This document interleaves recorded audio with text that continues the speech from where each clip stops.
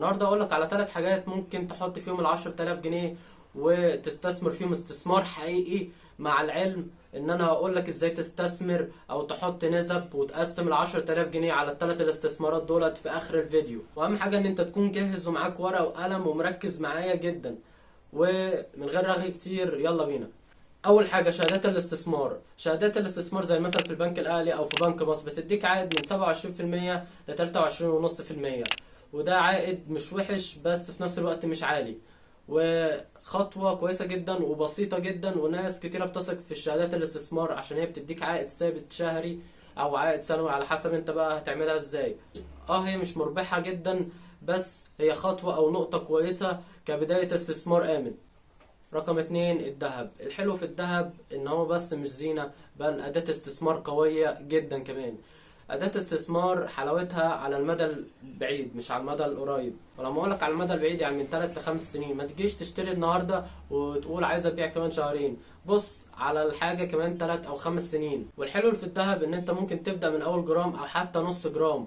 والحلو برضو في الذهب ان سيولته عالية، وقت ما تحب تبيعه هتبيعه في ثانية من غير ما تحتار. تالت واهم استثمار ممكن تعمله هو استثمار في نفسك. تخيل معايا كده لو واحد هيجي يسرقك، هو ممكن يسرق اي حاجة غير ان يسرق معرفتك. لان المعرفة حاجة مجردة، تفكير جوه دماغك محدش يقدر ياخده. لكن لو فلوس او ذهب ممكن يتسرق عادي. لكن الحاجة الوحيدة مهما حصل الظروف فمستحيل تتاخد منك. ممكن اي حد ياخد منك اي حاجة غير معرفتك. فان انت تستثمر في نفسك، ان انت مثلا تروح تشتري كورس، تتعلم برمجة، تتعلم لغة، ده حاجة هتفيدك على المدى البعيد جدا وعلى القريب كمان. روح اشتري كتاب عن الثقافة المالية، روح اشتري كتاب عن السيكولوجي، روح اشتري كتاب عن اي حاجة انت حابب تعرفها، هتفيدك جدا.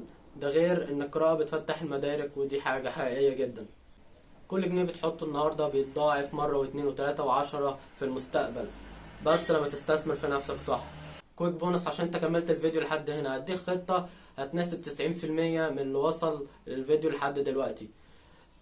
هناخد ال10,000 جنيه هنستثمرها في 3 حاجات.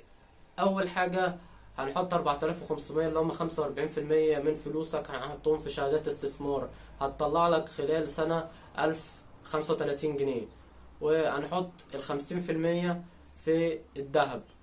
والمتوقع بالنسبة للحاجات اللي بتحصل النهاردة في التوقعات العالمية والبورصة العالمية والتضخم في مصر والظروف المحلية ان السعر يتضاعف او يجي لك عائد من الذهب 42% او 50% في السنة 2025. فال5000 جنيه اللي انت هتحطها في الذهب هتديك 2500. وال5% الأخيرة هنستثمرها في البورصة في أسهم متوقع إن هي أو مستقرة جدا أو موثوقة فيها جدا، زي مثلا سويدي إلكتريك أو CIB أو هيرمز. الأسهم اللي أنا بقولها لك دي مستقرة جدا وآخر 10 سنين شغالة كويس جدا وطالعة في التشارت بتاع التداول. فدي 3 اسهم انا بريكومند لاي حد حابب يستثمر في البورصه المصريه. وطبعا البورصه المصريه معروف ان المخاطر بتاعتها عاليه او اي بورصه في العالم، فعشان كده حطينا ال5% في البورصه عشان النتائج والعوائد المتوقعه ما تاثرش على فلوسك او راس مالك اللي هم ال10,000 جنيه. لو انت عايز تعمل خطه ماليه من فلوسك او مرتبك للمستقبل، ما تترددش ان انت تبعت لي على الانستجرام، تعمل لي فولو وتبعت لي على الDM. هرد عليك في اسرع وقت وهعمل لك خطة تناسب فلوسك ومرتبك خلال 2025. وبس كده، ما تترددش ان انت تقول لنا ايه احسن استثمار شايفه او ايه اول استثمار هتبدأ بيه في 2025 في الكومنتات تحت. فبس كده، انا محمد خالد بقدم محتوى جديد ومفيد واتمنى ان انت تكون مستفيد.